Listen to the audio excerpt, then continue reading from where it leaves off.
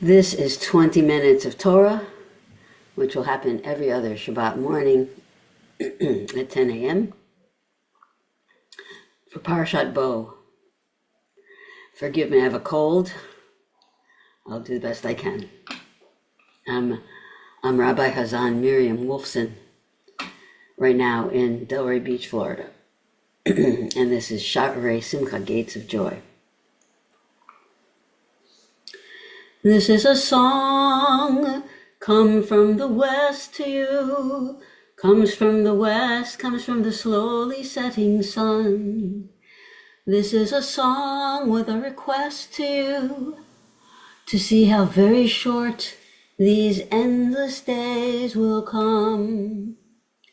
And when they're gone, and when the dark descends, would you give anything for one more hour of light?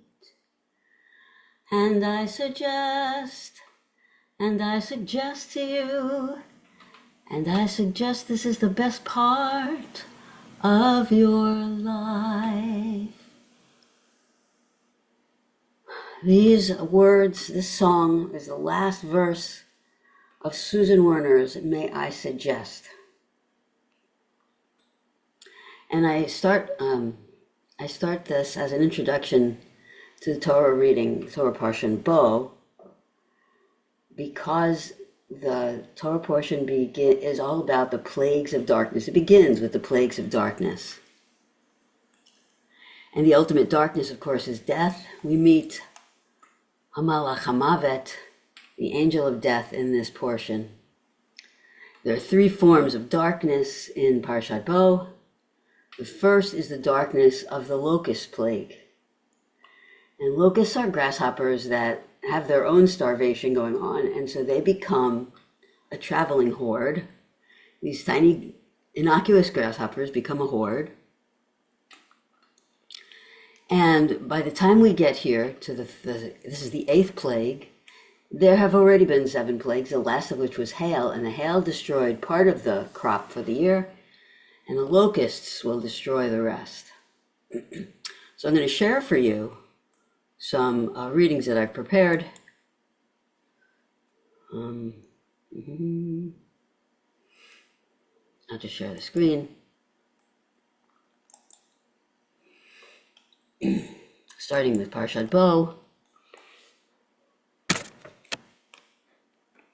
There's an introduction by Everett Fox.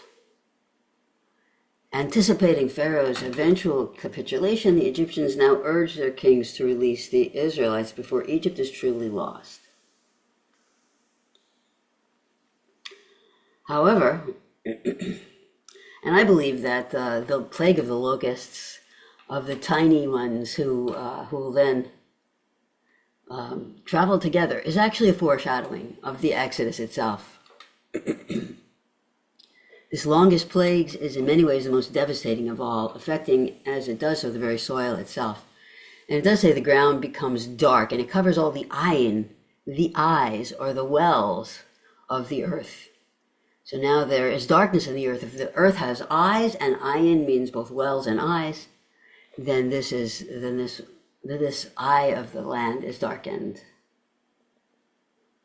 Also foreshadowed in the locust removal is the final victory at the Sea of Reeds, through the mention of that east wind, that powerful east wind. Kadima is east. Or Chaim. And so we see that the introduction, we're just going to focus on the first 2 verses of Parashat Bo. And we see for the first time God saying in the first person, "For I have hardened his heart." Pharaoh's heart begins to harden itself. Pharaoh hardens his own heart.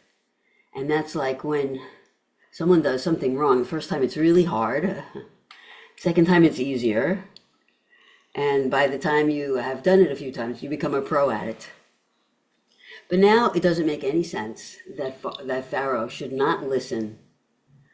And so we have the 8th plague, and it begins by saying that God has hardened Pharaoh's heart. Even the most obstinate person would have broken down by now Only intervention by God could have accounted. This is Or HaChaim, the wonderful commentator from Morocco.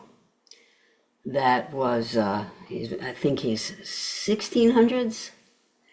That became a foundational text for the Hasidim. God did not, of course, interfere outright with Pharaoh's free will. He performed a miracle to give Pharaoh a chance to delude himself that God's power did not extend to those two categories of grain. In fact, the word used is v'yechabed. No, the achabed, because it's now his first person, and I hardened his heart. And chabed is one of the three verbs that are used in Torah to say, and we summarize it all by harden, but only one of those verbs, and that's the word used at the beginning of from last week's parasha, when Pharaoh hardens his own heart. This one has the same root as honor, kaf bet daled. Pharaoh wants to honor his own heart and nothing else, and so God makes that possible. A little bit more from the commentators. This is Me'or Einayim. Regarding the very first word, the word that the parasha is named after. Come to Pharaoh, bo leFaro, and bo does not mean go. Lech means go. Bo means come. The Me'or Einayim gives, and he's a Hasidic commentator, the Me'or Einayim says that awareness was in exile, and bo is spelled bet aleph. Bet is the first word of the Torah, in the beginning, Bereshit, bara Elohim, and bet and aleph are the beginning letters of the aleph bet in reverse order. It usually goes aleph bet, and here we say bet aleph. Come to Pharaoh, which is to say that through the bet, the aleph will be in the Torah, and the aleph represents that light, that it is a silent vowel, at least it is now, silent letter. So awareness is in exile, and awareness will leave exile. Okay. I think, and I would ask you to say what you think, that it means the difference between going and coming is if you come, you've already been there before, and you can come home. You can't really come to a place for the first time, but you can go from there. This week, I related to my own life because I came to my mother at her funeral. I accompanied my mother home to her ultimate home. The word levaya, Hebrew for funeral, means to accompany. And I came home to really take a look at what my childhood, what my mother meant for me.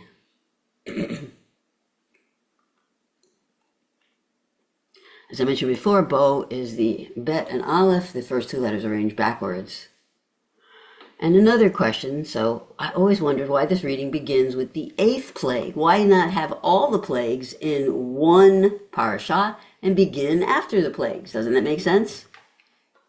Well, I've talked about the number 8 before. Perhaps this. 7 is completion and represents the 7 lower sfirot, or aspects of the Holy One of Blessing. This is Kabbalah, sfirot, and we'll be discussing basics of Kabbalah in our class this week. If 7 is completion, then 8 is the extraordinary that lies just beyond natural completion. Also, the final sfirot are the ones that are out of reach for us, the upper ones, beyond understanding, mysterious, that began creation.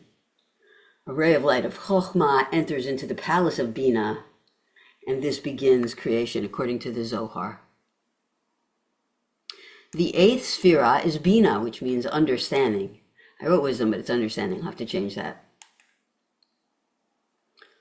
And according to Me'or Einayim, Torah was in exile. Perhaps the linking of these sphirot of God is to bring God back into the land. And first you must undo the powers that be, the cruel powers that be in Egypt, are those of death, We have a Pharaoh who deems that the firstborn sons of the Israelites should die, and replacing those with God, great kindness, truth, and compassion. And I derive these from the 13 attributes of God, Exodus 34. Okay, I introduced this already.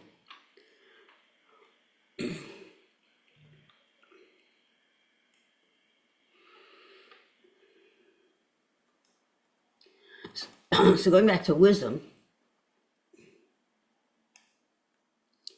the beginning of wisdom, says Proverbs 9:10, is Yirat Hashem, the awe or fear of God. From awe and fear are the same word. They're like opposite sides of a coin. The fear, I think, is fear of doing wrong, or of taking the consequences of your foolish, headstrong actions. The making heavy, achabed, of Pharaoh's heart is an undoing of wisdom. And if we see each of the plagues as an undoing of one sphira, we can begin with Malchut. The plague of blood is an undoing of the Malchut, which is the feminine aspect of God. The way we see blood in birth, we see the blood of the dead babies instead, etc. So each of the plagues could be an undoing of one sphira.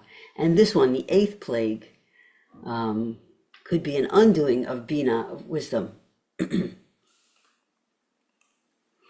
Final question, why does God strengthen and honor and harden the hearts of Pharaoh and his advisors, but not those who are suffering, the people of Egypt? Don't our hearts need protection and help when we are frightened? Maybe, maybe not. Instead, the Holy One inclines the heart of the people towards the slaves, compassion, and many join them in escaping Egypt.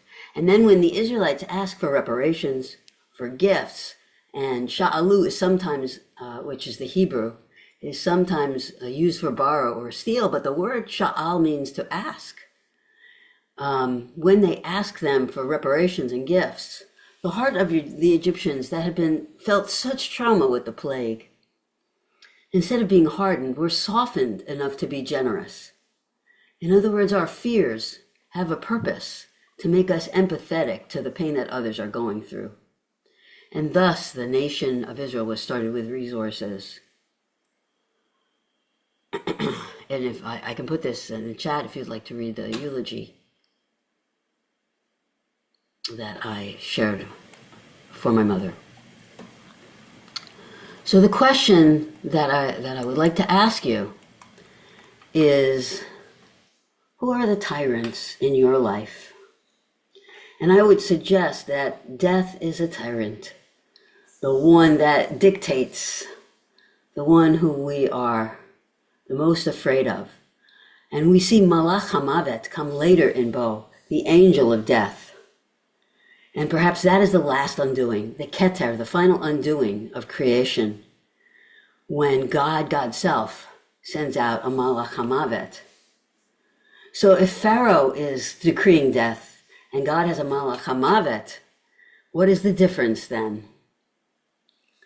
That's a good question. I don't want to ruin a good question with a pat answer.